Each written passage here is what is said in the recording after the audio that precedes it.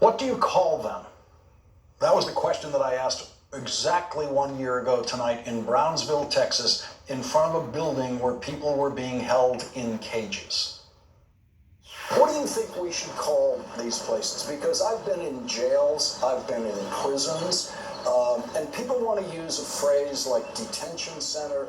There's a kind of, it seems as though the language is being cleansed. When you have cages and when you have locks and the conditions that I'm seeing in here, these are what would be considered jails in any other setting.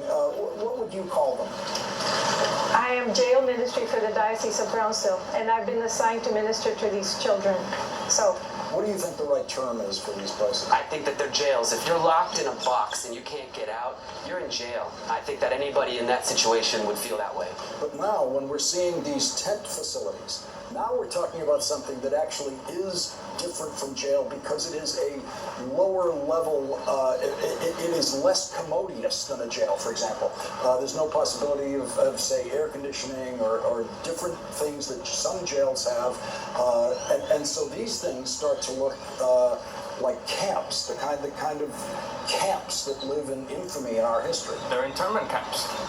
We saw the images of those 10 cities in Tornillo. Those are internment camps in Tornillo. Internment camps. So what should we call them? Congresswoman Alexandria Ocasio-Cortez calls them concentration camps. And she's not the only one who calls them that. We're going to take a break here now, the final break of the hour. And when we come back, we will consider America's history with concentration camps. Just over 40 years before World War II, Spain coined the phrase in Spanish that we translated to concentration camps to describe the places where Spanish generals locked up Cuban civilians during the Cuban War of Independence. Last night on Chris Hayes' show, Andrea Pitzer, the author of One Long Night, A Global History of Concentration Camps, said this. I would say that for 40 years before Auschwitz, we had concentration camps, things that were called concentration camps. What we're doing now fits very cleanly inside that tradition. At the same time, the death camps, which were on top of the existing concentration camp system, including Auschwitz and a series of other camps in which we had gas chambers, mass killings, that is a singular moment in history. And for the people that want to respect that, I think that's fine and that's important. If we want to call it irregular detention, if we want to call it extrajudicial detention, I don't think we have to get stuck on that term. I wrote a history of the term. I had to use that term. And what I would really like people to know is the same thing is happening here now. She believes the use of the term concentration camp is appropriate to describe the places where the Trump administration has locked up babies, toddlers, adolescents, teenagers, and adults of all ages.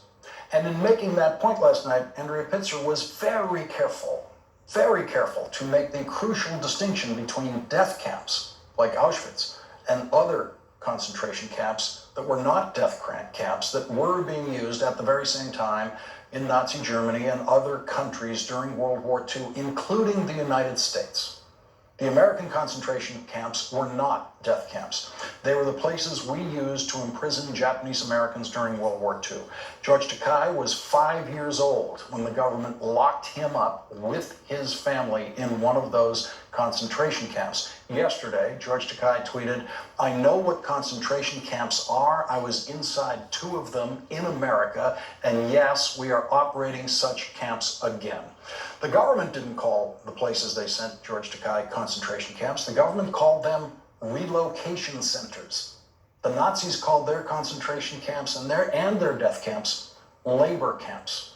China called their concentration camps re-education camps. Governments never call these places what they really are, but the prisoners do. Fort Sill is an army base in Lawton, Oklahoma that was used as a concentration camp for Japanese Americans during World War II.